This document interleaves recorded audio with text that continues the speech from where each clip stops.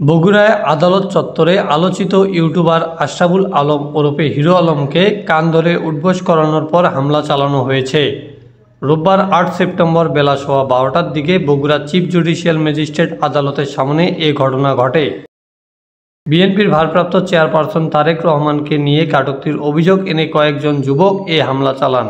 রোববার দুপুরে হিরো আলম ২০১৮ সালের জাতীয় সংসদ নির্বাচনে বগুড়া ৪ কাহালু নন্দীগ্রাম আসনে প্রচারণার সময় মারধর ও ২০২৩ সালের ১ ফেব্রুয়ারি একই আসনে উপনির্বাচনে কারচুপির অভিযোগ এনে মামলা দায়ের করেন।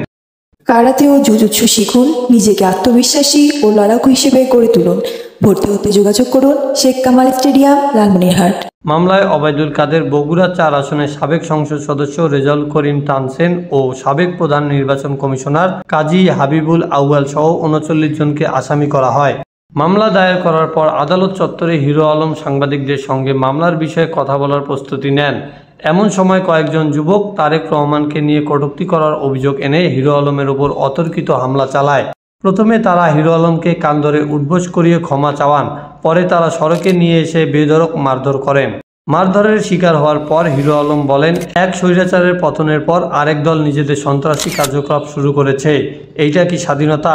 প্রকাশ্যে আমাকে হত্যার চেষ্টা করা হলো। আমি কখনো তারেক জিয়াকে নিয়ে কটূক্তি করিনি।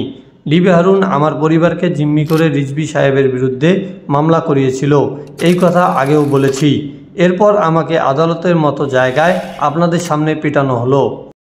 জুবায়ের আহমেদ খান রোহান, বিনোদন, লালমনিরহাট নিউজ।